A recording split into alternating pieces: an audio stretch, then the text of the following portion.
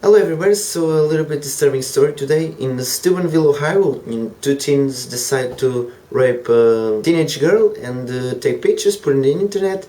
Case goes to court, they are convicted, and CNN decides to feel bad for them. Let's watch.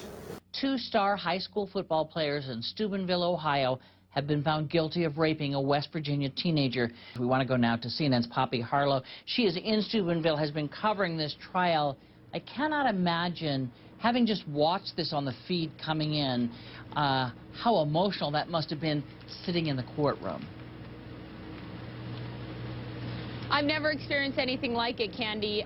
It was incredibly emotional, incredibly difficult even for an outsider like me to watch what happened as these two young men that had such promising futures, star football players, very good students, literally watched as they believed their life fell apart. One of the young men, Malik Richmond, when that sentence came down, he collapsed. He collapsed in the arms of his attorney, Walter Madison. He said to him, "My life is over. No one is going to want me now."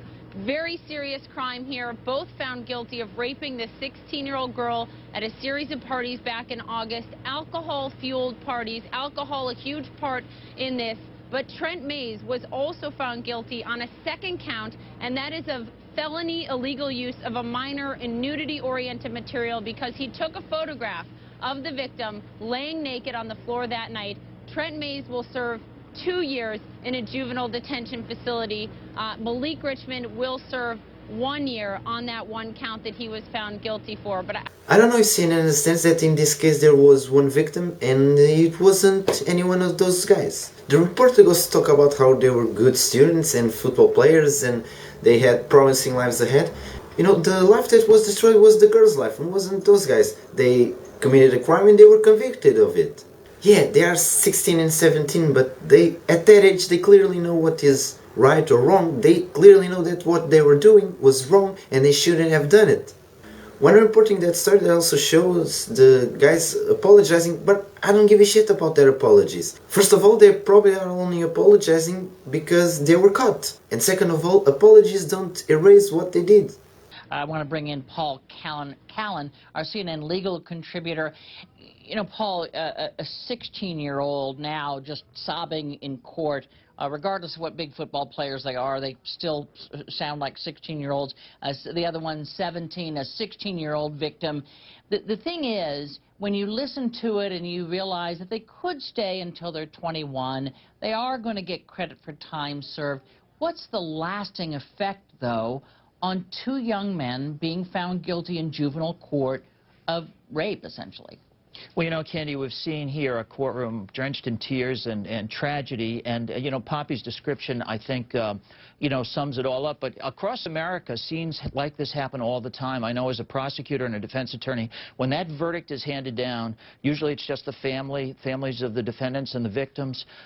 There's always that moment of just lives are destroyed, and lives have already been destroyed by the crime, and we got a chance to see that. But in terms of what happens now, yeah, the most severe thing with these young men is being labeled as registered sex offenders. That label is now placed on them by Ohio law. And by the way, the laws in most other states now require such a designation in the face of such a serious crime. That will haunt them for the rest of their lives.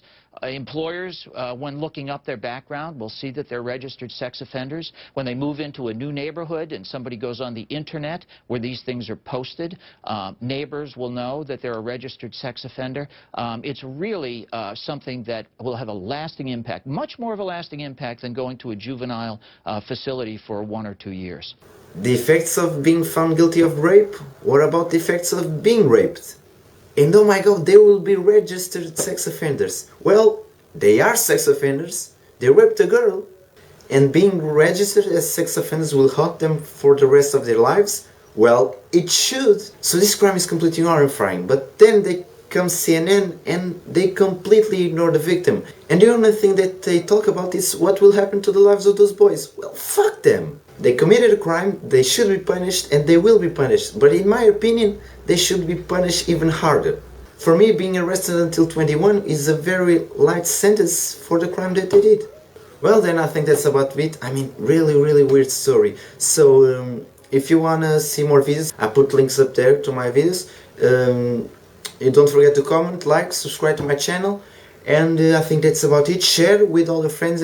By the way, I created a Twitter account, so if you wanna follow me at Bruno Ferreira CP, and I think that's about it. I'll see you next time. Bye.